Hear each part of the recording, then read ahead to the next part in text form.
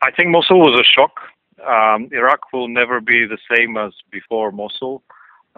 We need to realize that it is not just the process of forming a new government. That is the initial step that needs to be taken.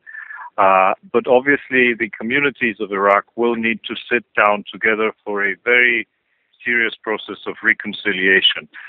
There are so many issues that have been outstanding for the last decade. Had they been resolved, maybe we wouldn't be where we are today.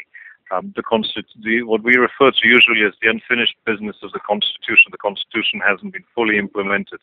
Revenue sharing law, hydrocarbons law, federal court law, federal council legislation, all of these things, had they been addressed in the past, perhaps the relationship between the communities would have been quite different and things would have been much easier today. But we are where we are, and I think as soon as the Parliament begins its new sessions and new activities, it is starting quite rapidly, already looking at the budget, already looking at the displacement of people.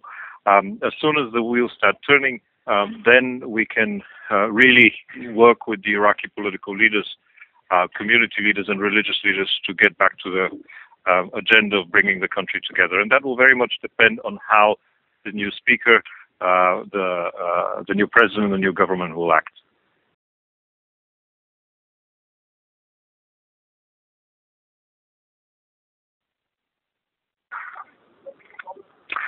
It is not going to be easy, but I think that the country has that capacity to come through this crisis.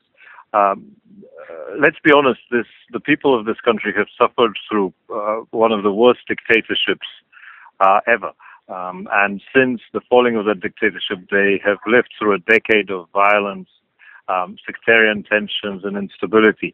And now they're feeling the brunt of a very strong, extremely aggressive, radical terrorist agenda that has taken control of about a third of Iraq. Iraqis are resilient people. They have proven throughout this period that they want to stand up for democracy. They're not going to give up the hard-won rights that they have. And they can get through the difficulties in building the institutions. How can that happen? It can happen through observing the Constitution, sticking to the timelines and the process that the Constitution has, and secondly, through international support. Iraq should not be left to its own devices, because the threat that it faces is today here in Iraq, but it is a regional threat. And not just to the region, but beyond as well. And lastly, if you look at the last election, the Iraqi people, in their wisdom, did not give any single political party the full majority in parliament.